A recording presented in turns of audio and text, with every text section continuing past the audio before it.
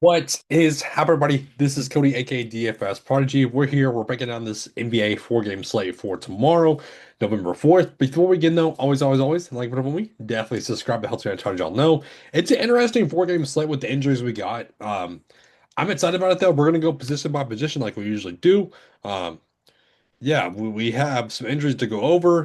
Like I said, it is a four-game slate with the Bucks and Raptors, Magic and Hawks, 76ers and Bulls, and Hornets and Pelicans. We have the Suns and Warriors and Thunder and Clippers wrapping it up for those of the late night slate game. So again, let's dig in with point guard spot. Tyrese Maxey at 9-9. He's continued to play lights out 60 game after 60 game after 60 game. Joel Embiid should be back for this game. I believe he will be. He's going to be off the injury report.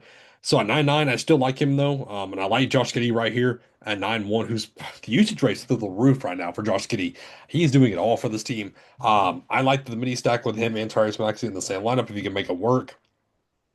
Um, Trey Young's out. LaMelo Ball is questionable. We need to watch the news on that because if he's out, that's going to open up some more value for us. So we need to know what's kind of going on in the shooting round tomorrow. At 9-8, I'd rather go to Maxey or Giddy. But if there's no LaMelo Ball, I'm going to go right back to the wall with Colin Sexton.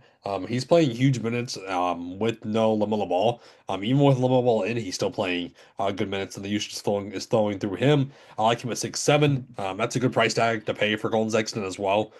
Quickly, these Raptors I just really haven't gone to this season. I'm not really getting it quickly. When everybody's healthy, it's hard to get to the Raptors. Jordan Poole. I mean, this is not good. This is not good. They're still looking for a win. I don't like it at 6-4, but hey, this is a good matchup if you do want to go to him. Quentin Grimes, I'm not chasing this game. Absolutely not. There's no way I will. Ryan Rollins, 6-1. I mean, with no Kevin Porter Jr., this backcourt is. I mean, 35, 49, 42, 36. It's hard to not like Ryan Rollins. With no Trey Young, NAW is going to be in play once again. We see the minutes, a solid production out of him.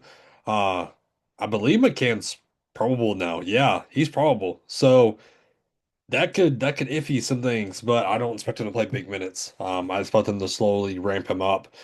Trey Jones, give me Gideon instead, but Trey Jones is a good price tag at 5-5. Suggs 5-2. I'm not really getting to him. Not really going to Cole Anthony. If there's no LaMelo, Trey Man 4-8 is a good price for him for what he can do. And then Wallace and Kennard. Wallace was off the injury report now. He didn't play last game, so take that into effect, but he should play big minutes with no Trey Young. And Luke Kennard is what, 4-3, I like. Let's go to shooting guard. No Kobe White, of course. Edgecombe. It's hard to get to Edgecombe right now. That price tag, 7-5.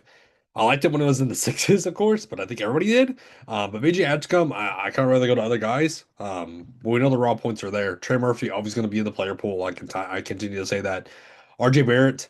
If I had to pick a guy, I'd rather go to Brandon Ingram on the team than the Barretts and the quickly. Colin Sexton, we talked about. I love his upside.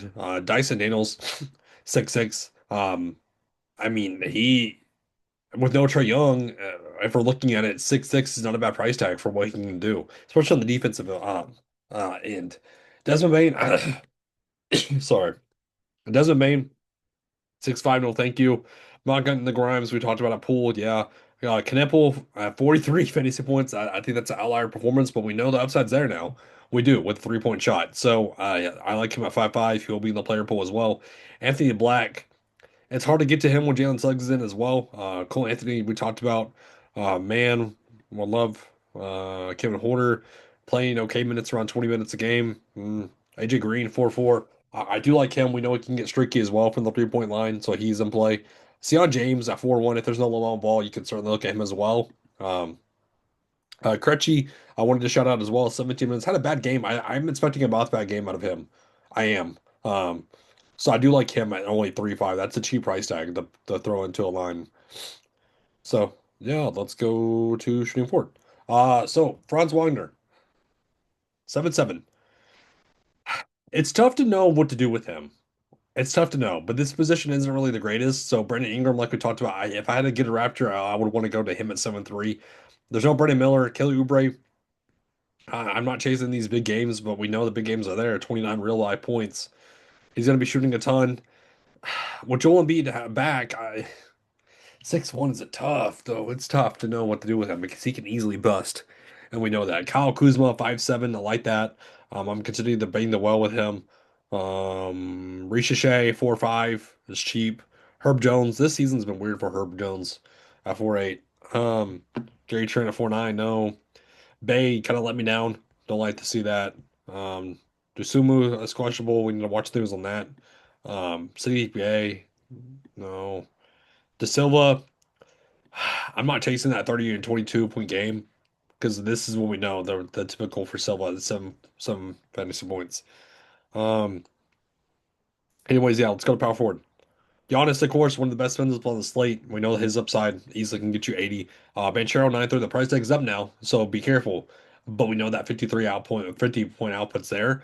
I think he can do it against the Hawks at 9-3. Azam's questionable. We need to watch the news on that because that could impact a lot on this slate as well. Jalen Johnson's still underpriced at 8-6. I don't know why he's not priced over 9K yet. With Trae Young out, that's wild to me. Miles Bridges with no Lamelo Ball possibly certainly in play. I love that. Paul George is yeah, questionable. Yeah. Or no, he's out. Sorry. Bobby Portis, we talked about, or we haven't talked about Bobby Portis. I kind of rather drop down to Kuzma. Bucella's always in play. Not really a breakdown on that one. Colin Murray Boyles, he's going to be in play. There's no Jacob Pirtle. He's certainly going to be in play at 4-6. Mm, Queen, I wanted to shout out. If there's no Zion, I like that.